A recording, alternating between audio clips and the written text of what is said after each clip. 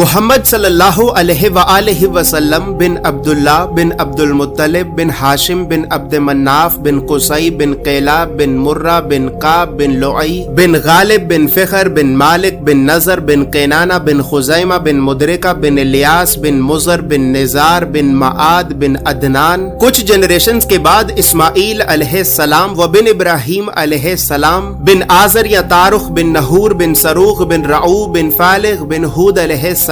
بن شالخ بن ارفخشد بن سام بن نوح علیہ السلام بن لامک بن متوشالح بن ادریس علیہ السلام بن یارد بن محللئیل بن کنان بن انوش بن شیس و بن آدم علیہ السلام. دوستو یاد رہے کہ یہ صرف نبی صلی اللہ علیہ وآلہ وسلم کا شجرہ نسب نہیں بلکہ یہ نبی علیہ السلام کے علاوہ قرآن پاک میں موجود تمام 25 انبیاء کرام کا بھی شجرہ نسب ہے. اس چارٹ میں ہم